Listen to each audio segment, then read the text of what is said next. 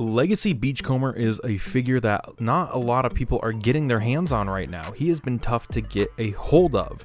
Speaking of, if you want to get a hold of me a little bit easier, you can join the Patreon. It's only $1 a month, link in the description below. That said, I love all the features this Beachcomber has, including the rubber tires, the nice detailed roll cage with the seats on the inside, the grill there, as well as the Paradise Parakeet hanging out on the back. It's just a all-around wonderful little dune buggy vehicle mode.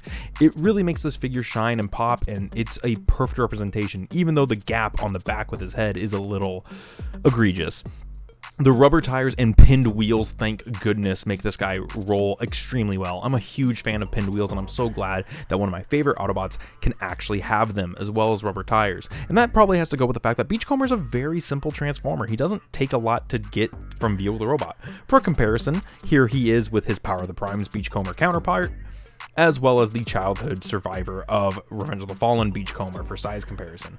We, of course, also have Toxitron, as well as Machine Wars Hoist.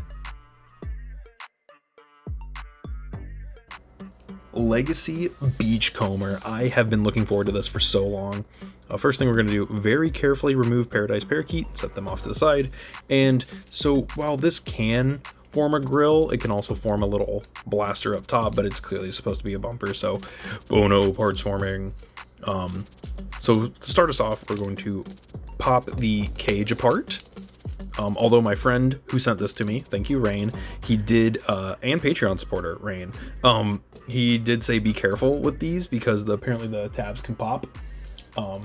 So we're going to pop these open at the bottom and then just fold this around. That's going to untab the arm segments up here.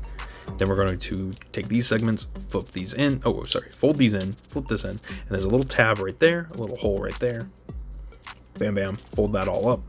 I like to spread the arms here and then tuck this in and collapse this down, and that's going to lock everything in. You need to push the roll bar in just a little bit more when you collapse it, and that's going to lock. Oh, hello. No, it's not. Hello. There it goes. And now it's going to lock in just like that. And that's it.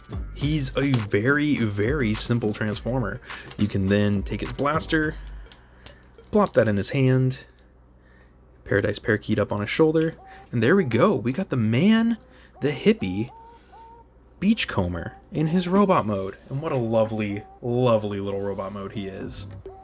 Robot mode on Legacy Beachcomber is absolutely fantastic. I love the way that this guy looks. He has such proportions that make him look exactly like he did in the G1 cartoon. His articulation is also pretty on point for a guy his size, having articulated heels, wrists, and much, much more. His head sculpt is on point, and he looks like he's gazing off in the distance with that bird on the shoulder. I really like it.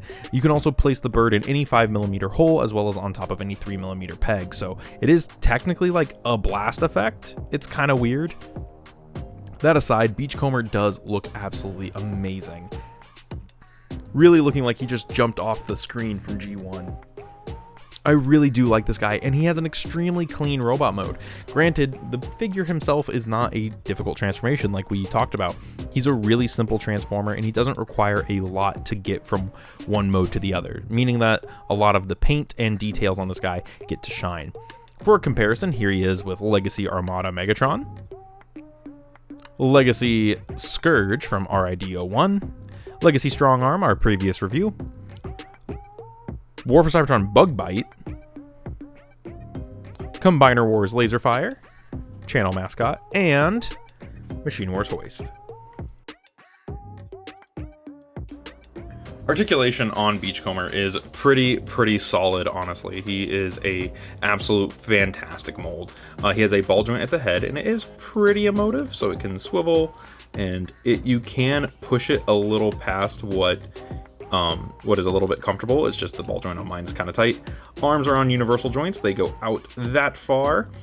He does have a just past 90 on the elbows and a elbow swivel. He also has wrist swivels, which puts him just above the Power of the Primes one. He does have a waist swivel, which goes through 360. Legs go forward that far. They go back that far, so totally unimpeded. They go in and out about that far. thigh swivel, bend at the knee, and then he has a toe bend, and you can also kind of futz with his heels to kind of help him stand up when doing walking forward poses or running poses. So I will say that this part on mine kind of like props him forward. It feels like he's always kind of a little bit off the ground. You can kind of see it on like this side where this is just off, but it is what it is. So my Beachcomber's always kind of like, I guess he's not always kind of pelvic thrusting. He's just kind of always standing at a slight angle. But yeah, really solid articulation on this guy. Definitely an improvement over the Power of the Primes one. All in all, Beachcomber is an absolutely fantastic figure. Before we continue, don't forget to like, comment, and subscribe. I love Beachcomber. He is one of my favorite Autobots, and I have a mini version of him in my collection. He has more than enough to get you where you want. This figure is absolutely just amazing. He can terrorize Strong Arm with a bird. It can get into any pose you want, and it's a fantastic addition to the Legacy Minibots. I really like this guy. He has such energy. He really captures that hippie that Beachcomber really is. With that said, let me know what you guys thought about this guy in the comments below. Let me know if you were able to actually find this guy in stores or if you had to get him online. This has been Bots Obsession.